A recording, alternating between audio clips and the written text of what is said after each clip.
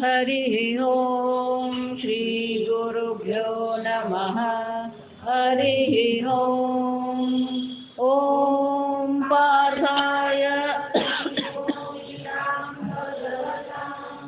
नारायणेन स्वयं व्यासेन मध्ये महाभारतम् अद्वैतामृतवर्षिणीं भगवती अष्टादशाध्यायिनी अम्ब त्वामनुसन्दधामि भगवद्गीते भवद्वेषिणीम्। नमोऽस्तु ते व्यासविशालबुद्धे फुल्लारविन्दाय तपस्रनेत्र येन त्वया भारततैलपूर्णः प्रज्वालितो ज्ञानमय प्रदीपः प्रपन्नपारिजाताय स्तोत्रवेत्रैकपाणये ज्ञानमुद्राय कृष्णाय गीतामृतदुहे नमः। सर्वोपनिषदो गावः दोग्धा गोपालनन्दनः पार्थो वत्ससुधीर्भोक्ता दुग्धं गीतामृतं महद। वसुदेवसुतं देवं कंसचाणूरमर्दनं देवकी परमानन्दं कृष्णं वन्दे जगद्गुरुं। भीष्मद्रोणतथा जयद्रथजला गान्धारनीलोत्पला शल्यग्राहवती कृपेण वहने कर्णेन अश्वत्थामविकर्णघोरमकरा दुर्योधनावर्तिनी सोत्तीर्णा खलु पाण्डवैरणनदी कैवर्तककेशवः पाराशर्यवचः गीतार्थगन्धोत्कटं नानाचानककेसरं हरिकथा सम्बोधनाबोधितम्। लोके सज्जनषट्पदैरहरः क्षेपीयमानं मुदा भूयाद्भारतपङ्कजं कलिमल प्रध्वंसिना श्रेयसे। मूकं करोति वाचालं पङ्गुं लङ्घयते गिरिं यत्कृपातमहं वन्दे परमानन्दमाधवम्। यं ब्रह्मा वरुणेन्द्ररुद्रमरुतः स्तुन्वन्ति दिव्यैस्तवैः वेदैः साङ्गपदक्रमोपनिषदैः गायन्ति यं सामगाः। ध्यानावस्थिततद्गतेन मनसा पश्यन्ति यं योगिनः यस्यान्तं न विदुःसुरासुरगणाः। देवाय तस्मै नमः। ॐ सहना भवतु सहनौ भुनक्तु सह वीर्यं करवावहै तेजस्विनावधीतमस्तु मा विद्विषावहै। ॐ शान्ति शान्ति शान्तिः। अथ नवमोऽध्यायः। श्रीभगवानुवाच इदं तु ते गुह्यतमम् प्रवक्ष्याम्यनसूयवे ज्ञानं विज्ञानसहितं यज्ञात्वा मोक्षते शुभात् राजविद्या राजगुह्यम् पवित्रमिदमुत्तमम् प्रत्यक्षावगमं धर्म्यम् सुसुखं कर्तुमव्ययम् इदं गुह्यतमम् આ કેવું છે? સૌથી ગૂઢ છે. ગઈકાલે આપણે જોયું કહેવા છતાં પણ, ઉપદેશ કરવા છતાં પણ આ જ્ઞાન થતું નથી. બીજું, પ્રમાણની આવશ્યકતા.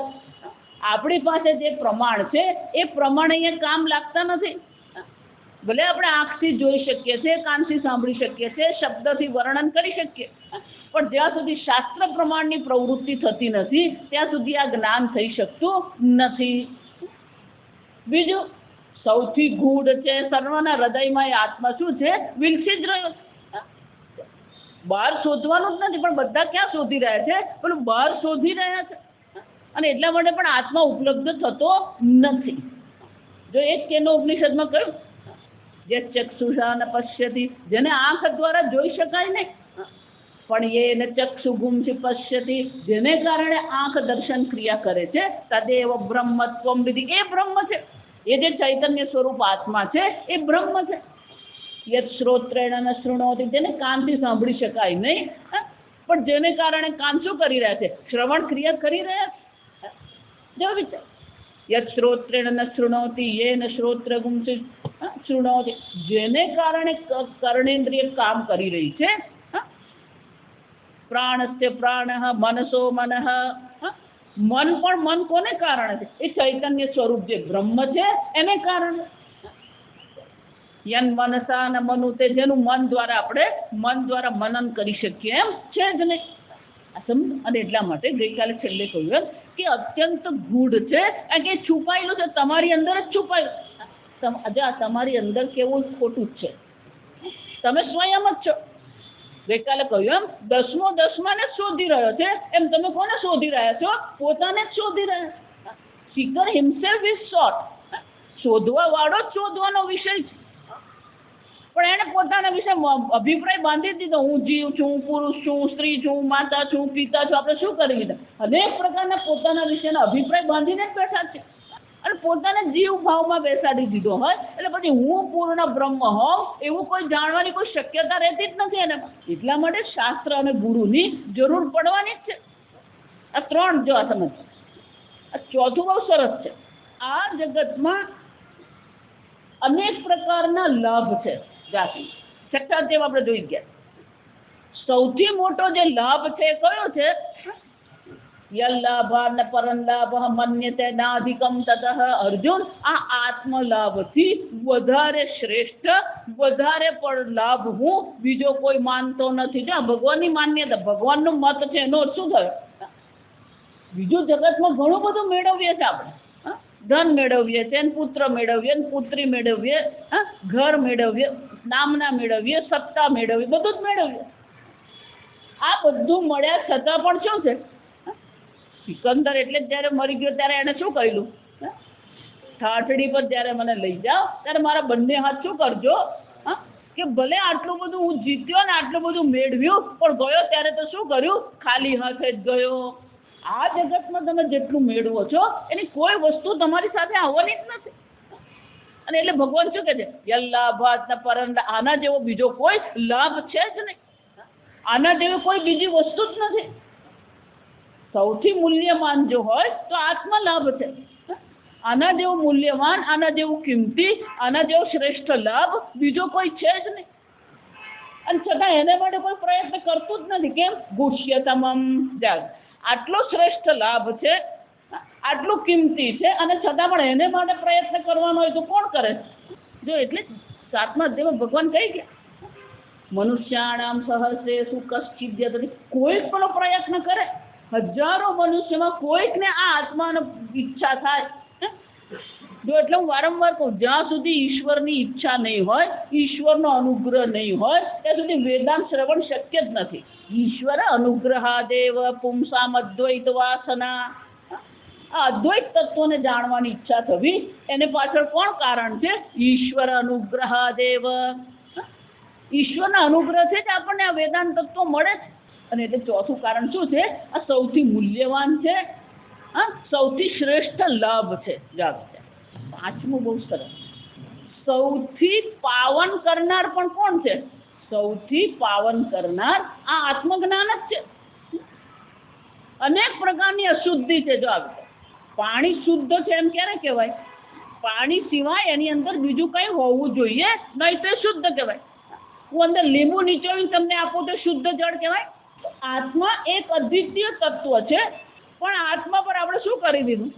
હું જીવ છું, હું કરતા છું, હું ભોગતા છું, હું જન્મ મરણ વાળો છું. આમ અનેક પ્રકારના આત્મામાં આપણે શું કરી? પેલી અશુદ્ધિ મૂકી દીધી. જે આત્મા નથી એને આત્મા માની લીધો. આ દેહ આત્મા નથી, પણ શું માને છે? હું દેહ છું. આત્મા છે જ નહીં. હું દેહ છું, હું ઇન્દ્રિય છું, હું મન છું, હું બુદ્ધિ છું, હું ડોક્ટર છું, હું એન્જિનિયર છું, માતા છું, પિતા છું. देखो આ ફક્ત દેહની દ્રષ્ટિએ જ કહું છું, પછી ઇન્દ્રિય દ્રષ્ટિએ બીજું. મારી આંખ તો બિલાડી જેવી, બધું જ દેખાય જાય. હું ઇન્દ્રિય છું, હું મન છું, હું તો બહુ લાગણીશીલ. પણ બુદ્ધિની દ્રષ્ટિએ શું કહે? હું એન્જિનિયર છું, ડોક્ટર છું, હું બહુ ચકોર છું. પોતાના વિશે આપણે શું કરીશું? અનેક પ્રકારથી પોતાના વિશે અધ્યારોપ કરીને જ બેઠા. અનેક પ્રકારની અશુદ્ધિ છે. જો સમજો, પોતાના જે છે એ માનવું નહીં, અને જે નથી એ માની લેવું, એ બધું શું છે? અશુદ્ધિ જ છે. આત્માની દ્રષ્ટિએ બધી વસ્તુ કઈ છે? અશુદ્ધિ છે. અને પોતાને આ બધું માનીને પછી આપણે શું કરીએ? જો વિચારીજો, આપણે હંમેશા એમ જ માનીએ ના બધું માતા જ અમારું બધું બરાબર જ છે, હું દેહ છું, બરાબર છે. એટલું જ નહીં, પેલો દેહ પોતાને માનવું એટલું જ નહીં, દેહના જેટલા ગુણધર્મ છે એ બધા ગુણધર્મ પણ કોના માની લીધા? પોતાના. હું દેહ છું એટલું જ નહીં, હું લાંબો છું, હું ટોકો છું, હું કાળો છું, હું ગોરો છું, જાડો છું, પતલો છું. જો વિચારી દઉં, આત્મા પર જેટલા પણ અધ્યારોપ કરે આ બધી અશુદ્ધિ છે. ચૈતન્ય સ્વરૂપ આત્મા છે. હું અજ્ઞાની છું, તો અજ્ઞાન પણ શું થઈ ગયું? જેમ પાણીમાં લીંબુ નીચોવીએ તો એ પાણી શુદ્ધ કહેવાય નહીં, એમ આત્મા ચૈતન્ય સ્વરૂપ છે, પણ શું કહી દીધું? જો એટલે તો આપણે બધું ગાઈએ પાછું એવું જ મેં મૂર્ખ ફલ કામ. ભગવાન કે તું ચૈતન્ય સ્વરૂપ આત્મા છે, તું જ્ઞાન સ્વરૂપ આત્મા છે, અને આપણે શું કહીએ? એટલે જ ભગવાન હસતા હોય. જો ભગવાન હસે કેમ? ભાગવતમાં આપણે જોઈ ગયા, પેલા ધ્રુવને 6 મહિનામાં ભગવાન હાજર થઈ ગયા, પણ પેલા પિતાજીના ખોળામાં બેસવા મળ્યું નહીં, એનું દુઃખ હતું. એ પોતે મોટો હતો તો રાજકુમાર કોણ કહેવાય? એ જ કહેવાય. પણ સાવકી માયાને શું કરું? હડસેલી દીધો, દુઃખ લાગ્યું. જો આ સમજો, ગમે એટલી સ્ત્રીની નિંદા કરીએ ને, પણ કલ્યાણ કરનારે સ્ત્રી જ હોય. આ સમજો, પછી એ કુંતી હોય કે સીતા હોય કે પ્રહલાદની માતા હોય કે ધ્રુવની માતા હોય, આ બધા ભક્ત કોને કારણે બન્યા? શિવાજી કોને કારણે થયા? જીજાબાઈ ને લીધે. જો આમ સમજ, હું એટલા માટે કહું કે અહીંયા દક્ષિણ ગુજરાતમાં લોકોને એવું માની લીધેલું. સ્ત્રીની અક્કલ પાણીમાં. ભીષ્મ પિતામાં પણ ભીષ્મ પિતામાં કોને કારણે બન્યા? માં ગંગાએ અને બધા પ્રકારથી શું કરી છે? કેળવણી આપેલી. યુવાન બન્યા પછી પિતાજી પાસે ગયા. જો વિચારજો, સ્ત્રી એ શ્રેષ્ઠ છે, સ્ત્રીને કારણે આ સંસાર ચાલી રહ્યો છે. તો પ્રહલાદને પણ એની માએ શું કહ્યું? અરે ધ્રુવને એની માએ શું કહ્યું?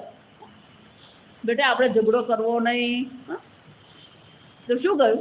તું જંગલમાં જા. જો વિચારી જો, 5 વર્ષનો ધ્રુવ શું કીધું? તું જંગલમાં જા અને ભગવાનને શું કર? ભક્તિ કર. ભગવાન તારું દુઃખ દૂર કરશે. અને શ્રદ્ધા કહેવાય. 2 માળા કરીને 2000 મંદિરે તે શ્રદ્ધા નહીં આવી. 5 વર્ષના બાળકને જંગલમાં મૂકવું એને શું કહેવાય? શ્રદ્ધા કહેવાય. ધ્રુવ ત્યાં 6 મહિનામાં એને શું થયું? ભગવાનના દર્શન થઈ ગયા. અને ધ્રુવલોક ભગવાને આપ્યું. જો આ ભગવાનની એક ખાસિયત છે, બાગ માગે તે આપવું. જ્યાં માગ્યું એટલે ભગવાન શું છે? તથાસ્તુ. ધ્રુવલોક માગ્યું, ભગવાને તથાસ્તુ કહી દીધું, ધ્રુવલોક મળી ગયું. પણ જ્યાં ભગવાન તથાસ્તુ કહીને ગયા, ધ્રુવ રડી પડ્યા. કેમ? સાક્ષાત આનંદ સ્વરૂપ પરમાત્મા મારી સામે હતા. એ પરમાત્માને માગવાને બદલે મેં શું માગી લીધું? પેલું ધ્રુવલોક માગી લીધું. શું માગીએ ભગવાન પાસે? પણ આપણે ભગવાનની ભક્તિ કરીએ ત્યારે ભગવાન પાસે શું માગીએ આપણે? સ્વામીજી તમને બહુ સરસ કે આપણને માગતા આવડતું નથી. જા વિચાર, આપણને માગતા આવડતું જ નથી. કે એવું ભલતું માગી લઈએ ને પછી આપણે જ માગીએ પછી આપણે પસ્તાઈએ. જો હું એટલે વારંવાર કહું, જીવનમાં જે થઈ રહ્યું ને એને બહુ માથાકૂટ કરવાની નહીં. પ્રારબ્ધથી જે આપણને મળતું જો એટલે નરસિંહ મહેતા શું કે, જે ગમે જગદગુરુ જગદીશને તે તણો ખરખરો ફોક. તમે છોડો કે છૂટી જાય, એ છૂટવાનું જ છે. આ શરીર આપણને મળ્યું છે. કેટલા વખત માટે આ શરીર મળ્યું? મને કહો. કાયમને માટે આ શરીર મળેલું. અને શરીર છૂટે એટલે પુત્ર પત્ની ને ઘર ને બધું શું થવાનું? છૂટી જ જવાનું. તો અત્યારે છોડવાનું છોડી દો.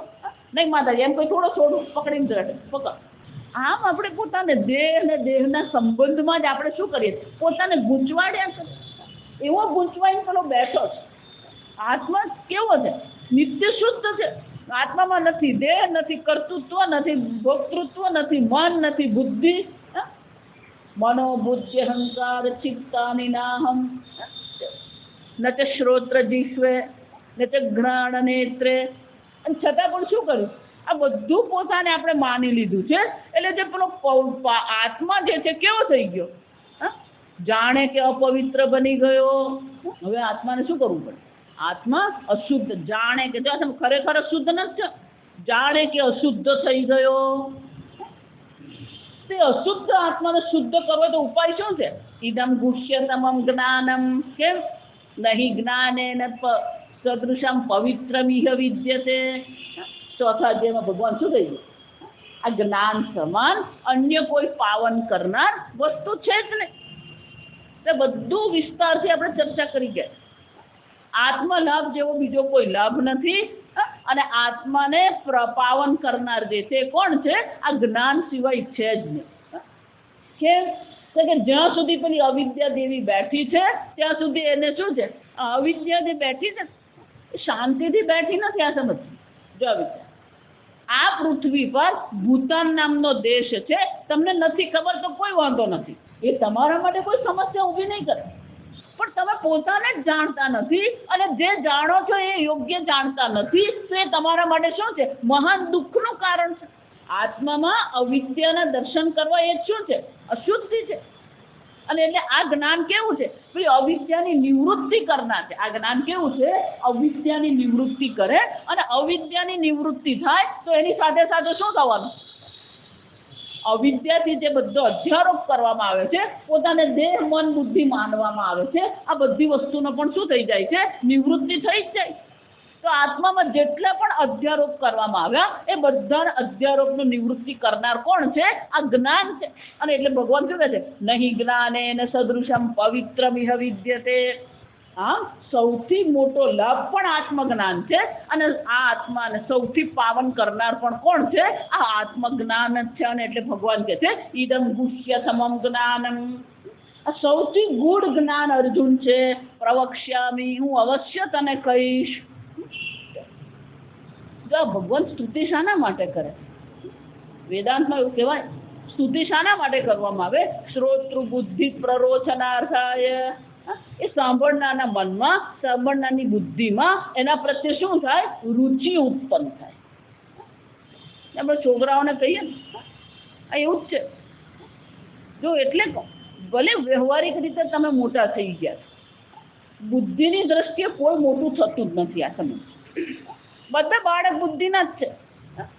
પહેલા પેલો લખોટીથી ખુશ થતો હતો, હવે પેલો કેરીથી ખુશ થાય. ફરક શું પડ્યો? પેલો લખોટી રમવા જાય ને 5 ગુમાવીને આવે તો તે દિવસ બિચારો દુઃખી થતો. એમ આપણે પેલી કેરી લાવે ને ખાલી નીકળે દુઃખી થાય. શું ફરક પડ્યો? જો બાળપણમાં આપણે સુખી દુઃખી થતા હતા. એ સુખી દુઃખી થવાના વિષય બીજા હતા મોટા થયા પછી આપણે શું કરીએ છીએ? સુખી દુઃખી જ થતા રહીએ. કંઈક મળ્યું તો સુખી થઈ ગયા, કંઈક ગુમાવ્યું તો શું થઈ ગયા? દુઃખી થઈ ગયા. જો એ વખત, હવે તો બધું બદલાઈ ગયું. એ વખતે ગામમાં કોઈની પાસે સાયકલ પણ આવે ને, સાયકલ એને મળી એટલે ઓહો હો, સાયકલ જો પેલાના હાથ પર આવે તો આખા ગામમાં બતાવવા શું કરે? પેલો ફરતો જ રહે, સાંજ પડે એટલે પેલો સાયકલ લઈને નીકળી પડે જાય. આપણે ગુજરાતી પણ બહુ રૂવાબ મારે, શું કરે? પેલો લોખોટી મેળવીને ખુશ થાય ને આપણે સાયકલ મેળવીને ખુશ થાય.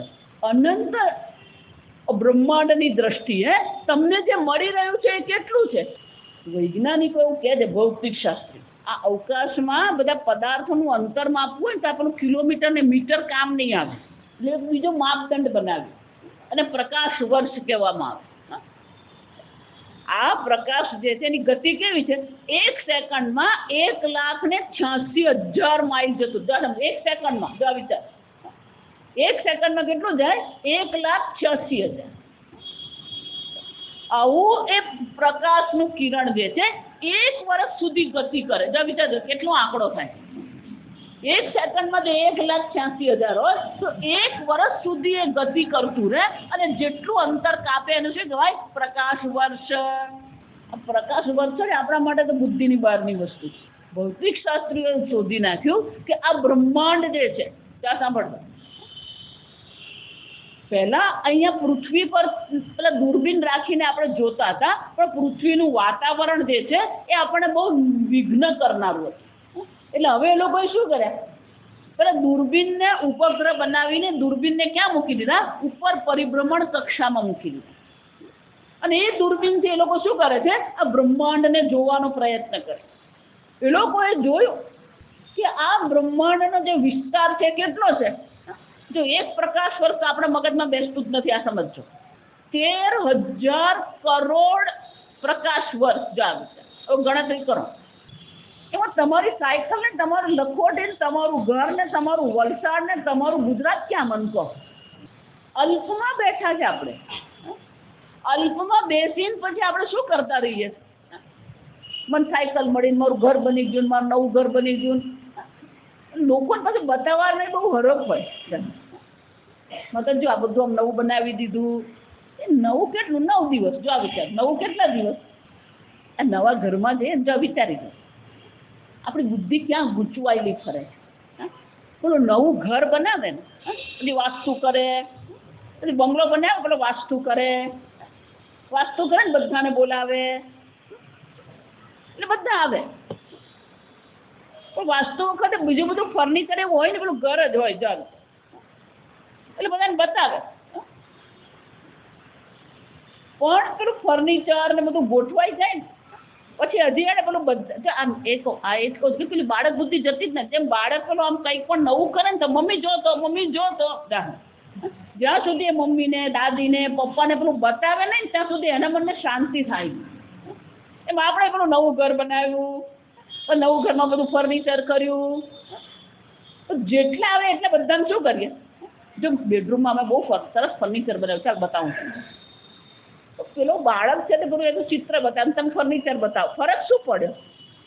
અલ્પતામાંથી જ આપણે શું છે ઉપર ઉઠતા જ નહીં. અને એટલે ભગવાન કહે કે આ બધી વસ્તુ છે, વ્યવહારમાં બધું જ જરૂરી છે, પણ આનાથી આપણે ગૌરવ અનુભવવાની જરૂર નથી. કારણ કે જ્યાં સુધી પેલી અવિદ્યા દેવી બેઠી છે ત્યાં સુધી કોઈ બુદ્ધિશાળી કહેવાય ને. જો ગીતામાં જોઈ ગયા, કર્મણ્ય કર્મય પશ્યેદ અકર્મણ્ય ચ કર્મય સબુદ્ધિમાન મનુષ્ય શું. ખરેખર બુદ્ધિશાળી કોણ છે? અનંત બ્રહ્માંડની દ્રષ્ટિએ વિચારીએ ને આ કંઈ જ નથી. કરોડનું હોય ને કે 5 કરોડનું હોય, પણ અનંત બ્રહ્માંડની દ્રષ્ટિએ આ બધું અલ્પ છે. અને એટલે ભગવાન શું કહે? સબુદ્ધિમાન મનુષ્ય શું સંયુક્ત કૃષ્ણકૃત કર્મકૃત. ખરેખર બુદ્ધિમાન કોણ છે? જેણે આ અકર્તા અભોક્તા આત્માને ઓળખી લીધો છે એ બુદ્ધિમાન છે. મનુષ્ય શરીર મળ્યું છે અને મનુષ્ય શરીરમાં આત્મલાભ આપણે લેવાનો છે, પણ આત્મલાભ માટે પ્રયત્ન કરતો જ નથી. અને એટલે ભગવાન શું કહે? ઇદમ ગુહ્યતમમ પ્રવક્ષ્યામિ અનસૂયવે. શું કહેશો ભગવાન? જ્ઞાનમ વિજ્ઞાન સહિતમ. આ સૌથી ગૂઢ જ્ઞાન, પણ એ જ્ઞાન એકલું નહીં, વિજ્ઞાન સહિતમ. વિજ્ઞાન સહિતમ એટલે કે એ આત્મસાત કરવું પડે. જો તો બિચારી ગાયની હાલત એવી થઈ ગઈ છે ને, આખો દિવસ એને બાંધી રાખેલી હોય. પહેલાં તો ગાયોને શું કરવામાં આવતું, પહેલાં પેલી ગોચરની જમીન, ખેતર હોય ને એની સાથે સાથે શું હોય, પેલી ગોચરની જમીન હોય. એટલે સવાર પડે એટલે બધી ગાયોને શું કરવાનું હોય, છોડી દે, ચરવા લઈ જવામાં. પણ એ ગાય જે હોય એ આખો દિવસ ચરે નહીં. જો આ 3-4 વાગ્યા સુધી એ ઘાસ ખાતી હોય. 3-4 વાગે ને સૂર્ય જરા ઢળવા માંડે એટલે એક વૃક્ષ નીચે બેસી જાય. જે એને 2 પેટ હોય, એક પેટમાં પેલું ઘાસ નાખી દીધું હોય, પછી બેઠી શું કરે, પેલું ઘાસ જે પેટમાં નાખેલું છે એ પાછું મોઢામાં લાવે, ચાવીને એક રસ કરે અને પેલા બીજા પેટમાં નાખે. એને ગુજરાતીમાં વાગોડવું કહેવાય. એમ આ આત્મજ્ઞાન જે છે, જેમ પેલો ઘાસને ખાઈને તણખલા પેટમાં નાખ્યા, પણ એ એના પેટમાં, એના શરીરમાં શું છે એ પચી શકે નહીં. એને હજી શું કરવું પડે, એને ચાવવું પડે. ચાવીને લાળ સાથે એક રસ કરે, પછી જ એના શરીરમાં એ શું થાય, એ શોષાઈ જાય. એમ આત્મજ્ઞાનમાં આપણે પણ શું કરીએ, શાસ્ત્ર શ્રવણ કરીએ ખરા, પણ આત્મજ્ઞાન આપણે વાગોડતા નથી. જો એટલે હું વારંવાર શ્રવણ કરવાનું કહું છું, એને વાગોડવું પડે.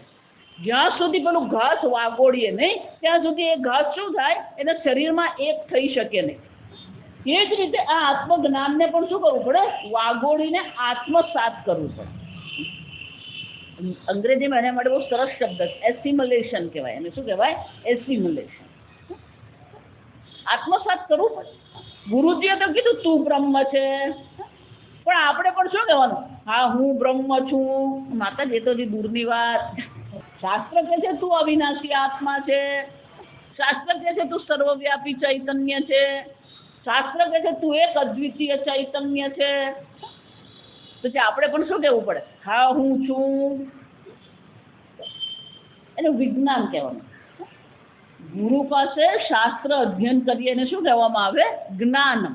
અને જ્ઞાનને આત્મસાત કરીએ એને શું કહેવાય, વિજ્ઞાનમ. એટલે શંકરાચાર્યજી કહે છે જ્ઞાનમ કિમ વિશિષ્ટમ વિજ્ઞાન સહિતમ અનુભવયુક્તમ. અનુભવ અહીંયા એટલે આપણે અનુભવ કહીએ એવો અનુભવ નહીં. જા સમજ, અનુભવ એટલે શું છે, એ જ્ઞાન તમારું થવું જોઈએ, એ જ્ઞાન તમારું બનવું જોઈએ. એ આપણે પચતું નથી. જ્ઞાન આપણે મેળવીએ ખરા, પણ એ પચ્યા વગરનું જ્ઞાન આપણી બુદ્ધિમાં રહે છે. એ જ્ઞાન પચવું જોઈએ, આત્મસાત થવું. અને એટલે ભગવાન કહે છે જ્ઞાનમ વિજ્ઞાન સહિતમ. શું છે, વિજ્ઞાન સહિત આ જ્ઞાનનો તને હું ઉપદેશ કરીશ.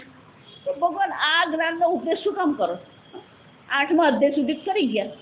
યજ્ઞાત્વા મોક્ષસે અશુભાત. જો એટલે તમને આ જગત તમને અશુભ દેખાવ લાગવું જોઈએ. આપણને તો આ જગત શું લાગે, બહુ મજાનું. અમારું વલસાડ માતાજી બહુ મજાનું. આ રાજકોટના લોકોને પૂછો ને, આ દરેક સ્થાન હોય ને એનું દરેકની વિશેષતા હોય. રાજકોટ માટે રંગીલું રાજકોટ. શું કહેવાય, ગમે એટલી ઠંડી પડતી હોય ને તોય પેલું 11:30 વાગે આઈસ્ક્રીમ ખાવા તો જવાનું જ. આને કહેવાય રંગીલું રાજકોટ. આપણે પોતાના શ્રેષ્ઠ શાનાથી માનીએ, આ બધાને શુભ માનીએ છીએ. ભગવાન કહે છે આ જગત કેવું છે, અશુભ છે. કેમ, સંસાર બંધનાત અશુભાત. આ જગત કેમ અશુભ છે, કારણ કે તમને બાંધનારું છે. આ જગત તમને શું કરે, બાંધે જ છે. જો એટલા માટે આ જે બાંધે ને એને સંબંધ કહેવાય. સંબંધનો અર્થ શું થાય, સમ્યક બદ્ધનાતિ ઇતિ સંબંધ. કે તમને સારી રીતે શું કરે છે, બાંધેલા જ રાખે. જો અર્જુનની આ જ હાલત હતી. હું હંમેશા કહું અર્જુન આપણા કરતા કંઈ ડાયો હતો નહીં. જો તમને એ શું હતો, એ સ્વજનોમાં શું થયેલો, અટવાયેલો છે. એ સંબંધમાં એ અટવાયેલો. કથમ વિશ્વમહમ સંખ્યે દ્રોણમ ચ મધુસૂદન. હે ભગવાન, મધુસૂદન, તમે તો મધુ નામના રાક્ષસને મારવા વાળો. મારી સામે રાક્ષસ નથી, મારી સામે કોણ છે, ભીષ્મ પિતામહ છે, દ્રોણાચાર્ય છે. એમના પર હું તીર કેમ કરું. સમ્યક બદ્ધનાતિ ઇતિ સંબંધ. જે સારી રીતે આપણને બાંધે ને એને સંબંધ કહેવાય. વિષય પણ કોને કહેવાય, વિના રજ્જુ બધ્નાતિ ઇતિ વિષયઃ. દોરડા વગર બાંધે ને એને વિષય કહેવાય. માતાજી બજારમાં કેરી આવી ગઈ, બંધાઈ ગયો, આપણે નાના નાનાથી બંધાયા.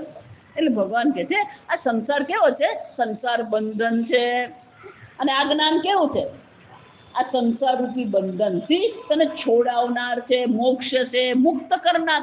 આ સંસાર રૂપી બંધનથી મુક્ત કરનાર આ જ્ઞાન છે. અને એટલે કે છે યજ્ઞાત્વા મોક્ષ છે શુભાત. અર્જુન, આ જ્ઞાન પ્રાપ્ત કરીને આ અશુભ જે સંસાર જે છે એ સંસારમાંથી તને મોક્ષની પ્રાપ્તિ. આમ ભગવાન નવો અધ્યાય શરૂ કરી રહ્યા છે. એટલે ભગવાન ગઈકાલે જોયું એમ કે વિષય પણ કહી દીધો, અધિકારી પણ કહી દીધો, પ્રયોજન પણ જણાવી દીધું. આ બ્રહ્મ જ્ઞાનનું પ્રયોજન શું છે? અહીંયા અને અત્યારે તને મોક્ષની પ્રાપ્તિ થશે. ક્રમ મુક્તિ કરવાની જરૂર નથી, અહીંયા જ કરવાનું. અહીંયા જ એ મોક્ષની પ્રાપ્તિ તને થઈ શકે છે. કોને કારણે? જ્ઞાન અને વિજ્ઞાનથી. પણ કે આ જ્ઞાન કેવું છે ભગવાન? રાજવિદ્યા રાજગુહ્યમ. આ બ્રહ્મવિદ્યા કેવી છે? રાજવિદ્યા. બ્રહ્મવિદ્યા કેવી છે? રાજવિદ્યા. સંસ્કૃત જે છે એટલું સરળ નથી આ સમજ. રામપુત્ર એમ કહીએ એનો શું થાય? રામનો પુત્ર. રામપુત્ર શું થાય? રામસ્ય પુત્ર રામપુત્ર. એમ રાજવિદ્યા આટલું જાણેલું હોય ને પછી પેલો રાજવિદ્યાનો અર્થ શું કરે? રાજવિદ્યા, રાજાની વિદ્યા, રાજવિદ્યા. એવું છે રાજાની વિદ્યા છે એટલે શું છે? બ્રાહ્મણને નહીં મળે, વૈશ્યને નહીં મળે, શૂદ્રને નહીં મળે, ફક્ત કોને મળે? રાજાને મળે. એવું છે. રામનો પુત્ર એમ રાજાની વિદ્યા એમ કહેવા જઈએ તો અર્થ બેસે નહીં. એટલે શંકરાચાર્યજી આપણને એ અર્થ બતાવે. રાજવિદ્યા, વિદ્યાનામ રાજા રાજવિદ્યા. આ વિદ્યા કેવી છે? વિદ્યાનામ રાજા શ્રેષ્ઠ દીપ્તિ અતિશયત્વાત. રાજ રાજ શબ્દ જે છે એનો અર્થ છે પ્રકાશ. જે તેજસ્વી છે, પ્રકાશિત છે, જે આપણી બુદ્ધિને, આપણી આંખને આકર્ષિત કરે એને રાજ કહેવાય. એટલે શંકરાચાર્ય કહ્યું દીપ્તિ. દીપ્તિ એટલે પ્રકાશ. પ્રકાશ શું કરે છે? તરત આપણું ધ્યાન દોરે. કેટલીક વસ્તુ એવી તેજસ્વી હોય, એવી પ્રભાવશાળી હોય કે તરત એ આપણું શું કરે? આપણું ધ્યાન દોરે. રાજા પણ રાજા જતો જ બધા શું થઈ જાય? ઉભા રહી જાય. જો એમાં આ વિદ્યા પણ કેવી છે? વિદ્યાનામ રાજા રાજવિદ્યા. સર્વ વિદ્યાઓમાં શ્રેષ્ઠ વિદ્યા હોય તો કઈ છે? આ એક વિદ્યા.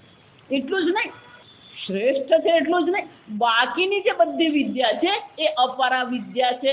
આ જ એક વિદ્યા છે કઈ છે? પરાવિદ્યા. તો સવારે મુંડક ઉપનિષદમાં આપણે જોઈએ દ્વે વિદ્યે વેદિતવ્યે. બે પ્રકારની વિદ્યા છે, પરા છે અપરા છે. એક પરા વિદ્યા છે, બીજી અપરા વિદ્યા. કે અપરા વિદ્યા કોને કહેવામાં આવે? વિદ્યાનામ રાજા. વિદ્યા સર્વ વિદ્યાઓમાં આ શ્રેષ્ઠ વિદ્યા છે. કેમ કે બાકીની બધી વિદ્યા જે છે એ અવિદ્યાની પૂર્ણતઃ નિવૃત્તિ કરી શકે એમ છે જ નહીં. જો વિદ્યાનું કામ એક જ છે, અવિદ્યાની નિવૃત્તિ કરે. વિદ્યા જ્ઞાન શું કરે? અજ્ઞાનની નિવૃત્તિ કરે. પણ આ જગતમાં જેટલી વિદ્યા જે છે એ બધી વિદ્યા પૂર્ણતઃ અજ્ઞાનની નિવૃત્તિ કરે છે.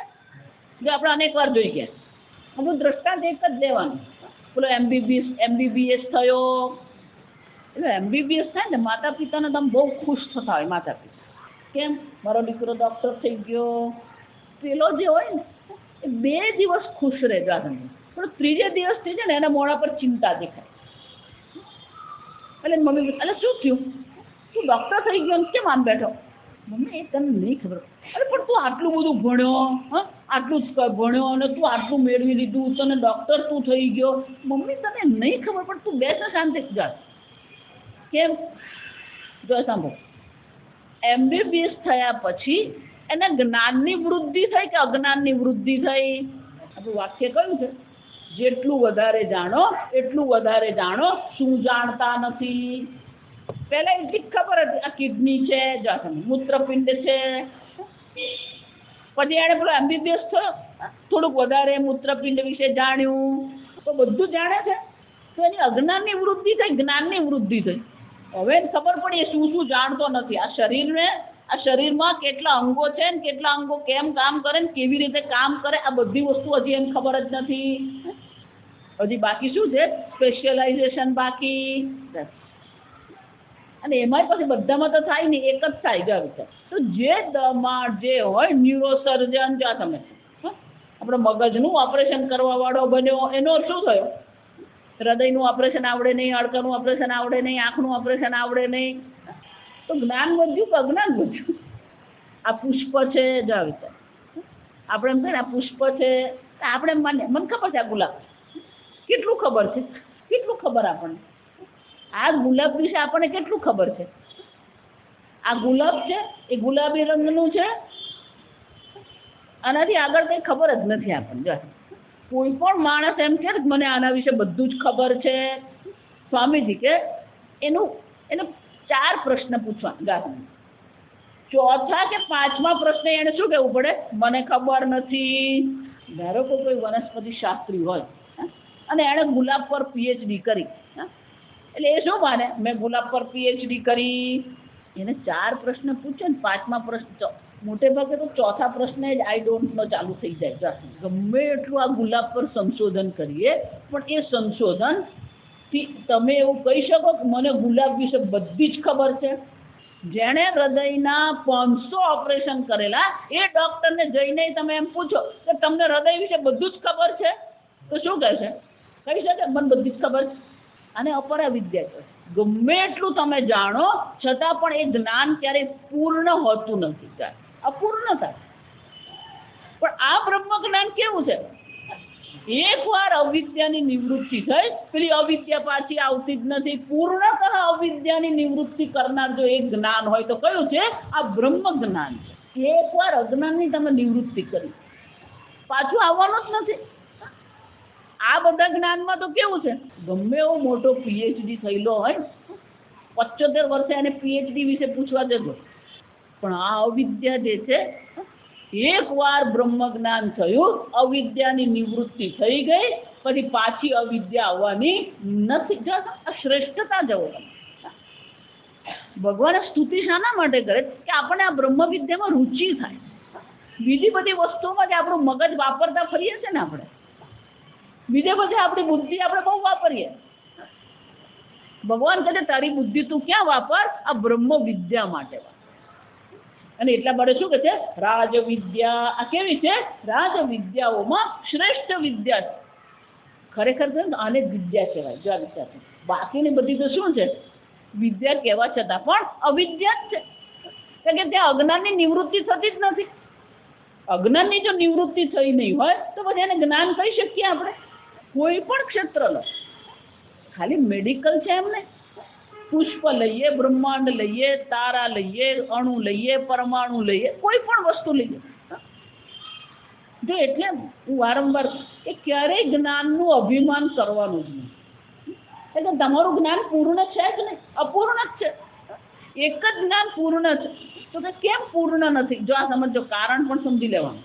કારણ કે આ જગતની કોઈ પણ વસ્તુ તમે લો ને, આ પુષ્પ, તો તમે જ્યારે પુષ્પને ઓળખો છો તો એ પુષ્પના અનેક ઉપાંગો છે, અને એક ઉપાંગ, એક પાંદડી જે છે, એ પાંદડીના પણ પાછળ શું છે? અનેક ભાગ છે.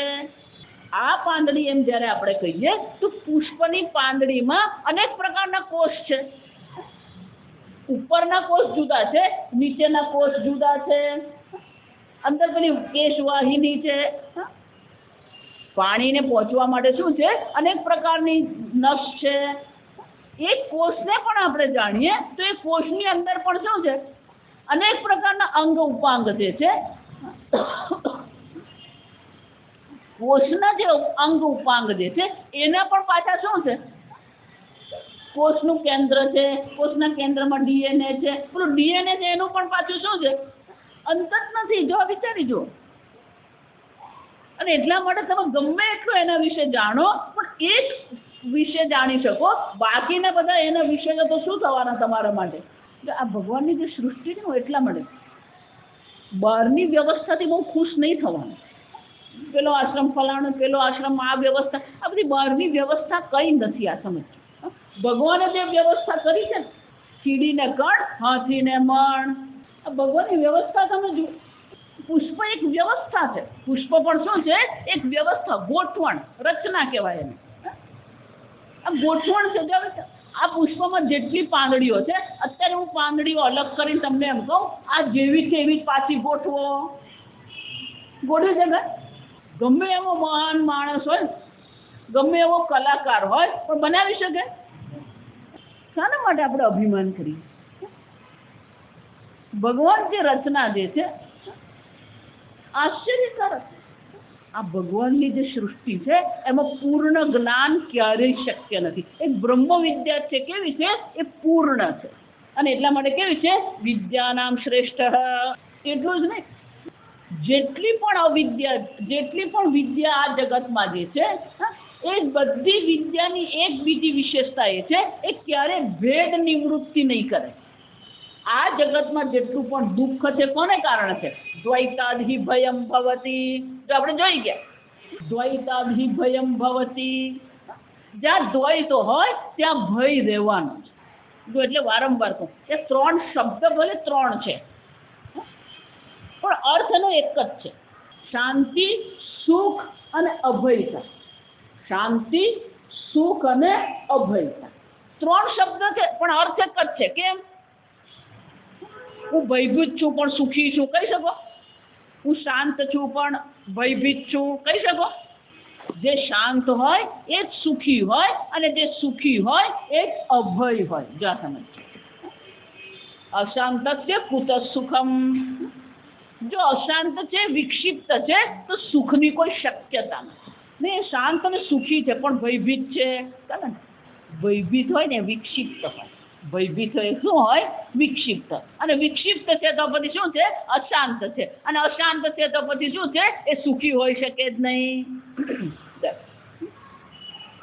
આ વિદ્યા કેવી છે? આ બ્રહ્મ વિદ્યા કેવી છે? એ દ્વૈતની નિવૃત્તિ કરનાર છે. બાકીની બધી વિદ્યા કેવી છે? એ દ્વૈતને પુરવાર કરે. જો આપણે તૈત્રીય ઉપનિષદમાં જોઈ ગયા, ઉદરમંતરમ કુરુતે અસતસ્ય ભયમ ભવતી, ઉદ અલ્પમ અરમ અપી. થોડો પણ ભેદ કર્યો, ભેદ બુદ્ધિ કરી તો ભય થયા વગર રહેતો નથી. મને આપણે રહીએ છીએ ક્યાં? આ ભેદ બુદ્ધિમાં જ રહીએ છીએ. એટલે મારું દ્રષ્ટાંત જ યાદ રાખો, આ ભેદ બુદ્ધિમાં. અહીંયાથી ઋષિકેશ જવું હોય ને, પેલો ટ્રેનમાં બેસે ને પહેલું એ જોયે આજુબાજુ કોણ બેઠેલા છે. પહેલી નજર ક્યાં પડે? આજુબાજુ કોણ. કેમ? પેલો 20 કલાક ટ્રેનમાં કાઢવાના હોય, એટલે જોવું જ પડે કોણ બેઠા. એમાં જો પેલા 2-3 ગુજરાતી હોય એટલે આપણા બંને શું થઈ જાય? જો આને અદ્વૈત હોય, હું ગુજરાતી, તું પણ ગુજરાતી, અદ્વૈત થયો. જો તમે પણ જો પેલું પંજાબી એક પઠ્ઠો બેઠો હોય ને 6 ફૂટનો, જો તમે તરત મનમાં શું આવે? તરત જ પેલો કે આપણે બદલી નાખીએ સીટ. એટલે 20 કલાક કાઢવાના છે, તોય પણ શું કરવાનું? પેલો સીટ બદલી. હું ગુજરાતી, એ પંજાબી, દ્વૈત. જો પણ એ જ બા દાદા જો અમેરિકા જાય ને અને ન્યુયોર્કમાં જો પેલો પંજાબી ટેક્સી વાળો મળી જાય ને, અપનાવાલા, અહીંયા પંજાબી ટ્રેનમાં 20 કલાક નહીં ફાવે. જો વિચારો, અહીંયા પેલો 20 કલાક માટે પંજાબી ફાવે નહીં, પણ અમેરિકા જો પેલો ટેક્સી વાળો પંજાબી મળી ગયો તો શું છે? પેલો બહુ ખુશ છે. વિચાર કે એ ભારતનો, હું ભારતનો.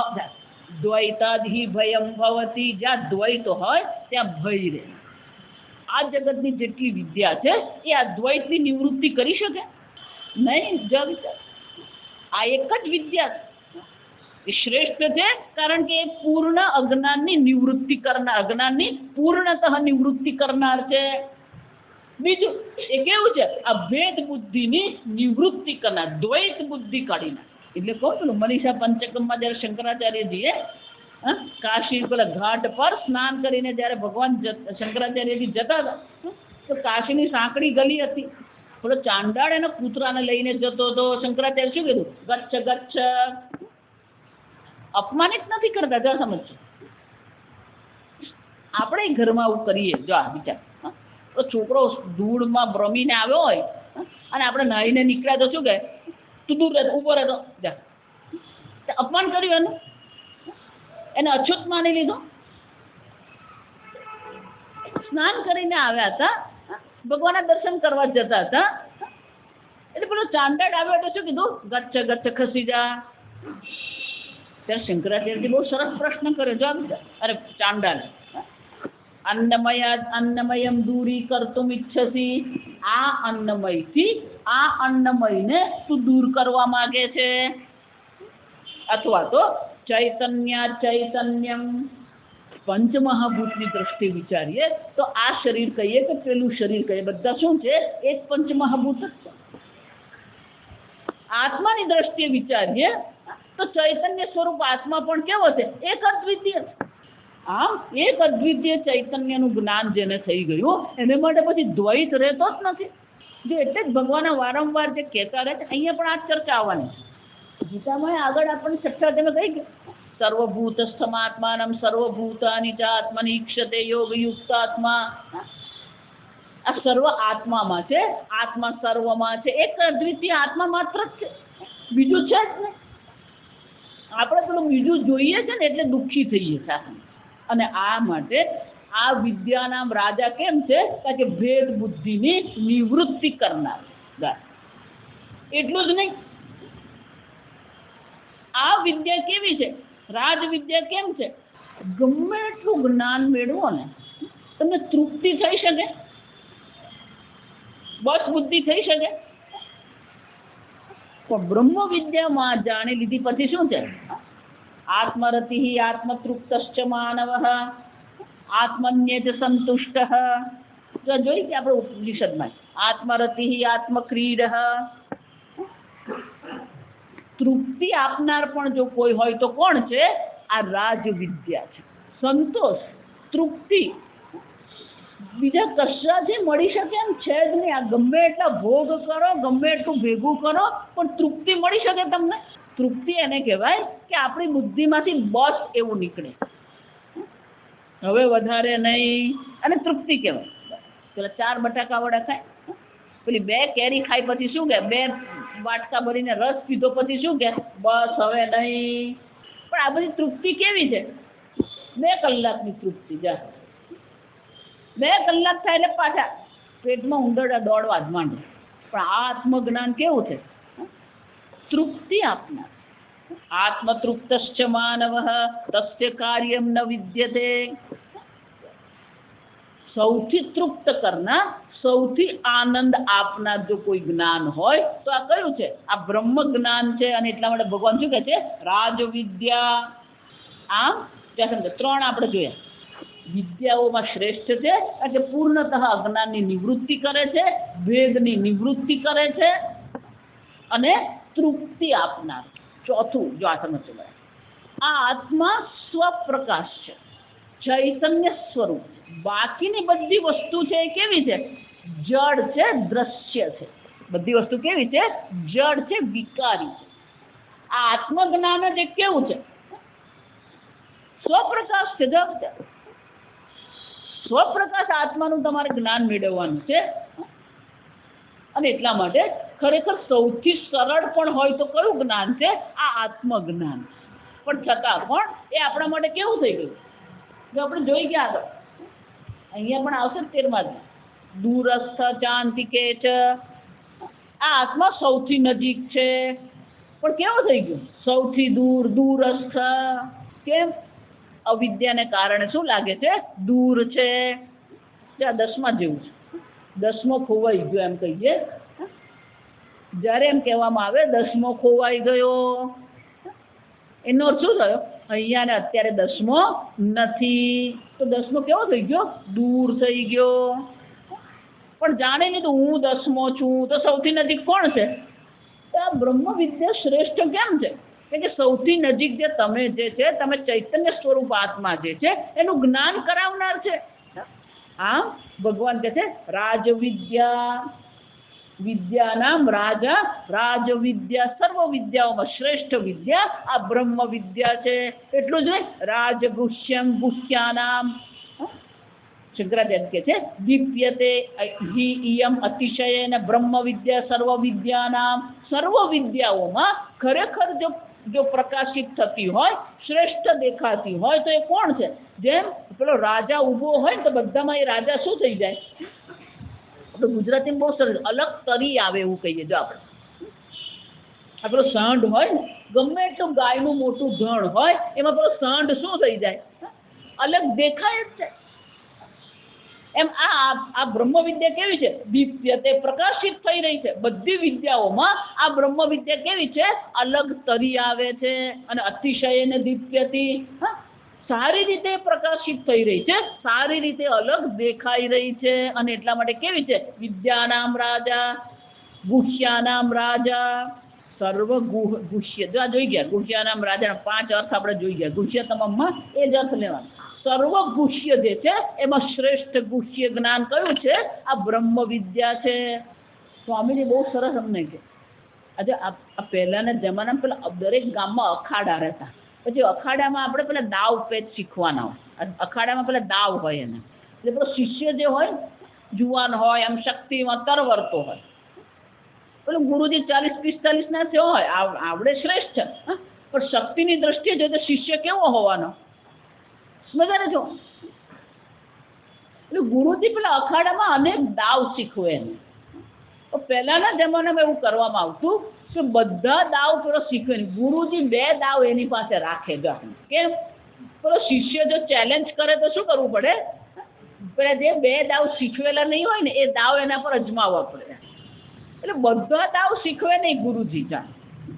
એમાં બ્રહ્મ જ્ઞાનમાં પણ ગુરુજીએ થોડુંક શું કરવાનું? પકડી રાખવાનું. એવું છે સ્વામીજી કે આ બ્રહ્મ વિદ્યાને ખરેખર છુપાવવાની જરૂર જ નથી. પૂર્ણ જ્ઞાન છે અને આત્મા પૂર્ણ છે તો જ્ઞાન પણ કેવું હોવું જોઈએ? પૂર્ણ જ હોવું. અને અર્ધ અંડર ન્યાય કહેવાય. અર્ધ અંડર ન્યાય એટલે શું છે? અડધું ઈંડું પ્રસવ માટે રાખીએ અને અડધું ઈંડું આપણે ખાવા માટે કરીએ. અર્ધમ પચનાય અર્ધમ પ્રસવાય. ચાલે ને? કૂવો જે છે, કૂવો કૂદવાનો છે. અડધો કૂવો આજે કૂદીએ, બાકીનો કૂવો શું કરીએ? કાલે કૂદીએ. કૂવો કૂદવો હોય તો શું કરવો પડે? આખો જ કૂદવો. એમ આ બ્રહ્મ વિદ્યા કેવી છે? પૂર્ણ. અને ગુરુજી જ્ઞાન આપવું હોય તો પણ શું કરવું પડે? પણ બાકી રાખીને આપવાનું હોય જ નહીં, પૂર્ણ જ આપવાનું છે. પૂર્ણ છે, કઈ બાકી રાખવાનું, બીજે બધે બાકી રહી જાય. જો એટલે હું કહું કે આપણું જીવન કેવું છે? List is long, life is short. આપણું લિસ્ટ બહુ લાંબુ છે, પણ આપણું જીવન કેવું છે?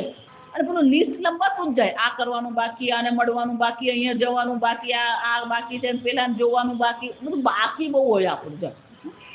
પણ 85 વર્ષનો થાય ને તોય બાકી હોય. જાતે કેમ? હજી પેલા છોકરાને જોવાના બાકી છે.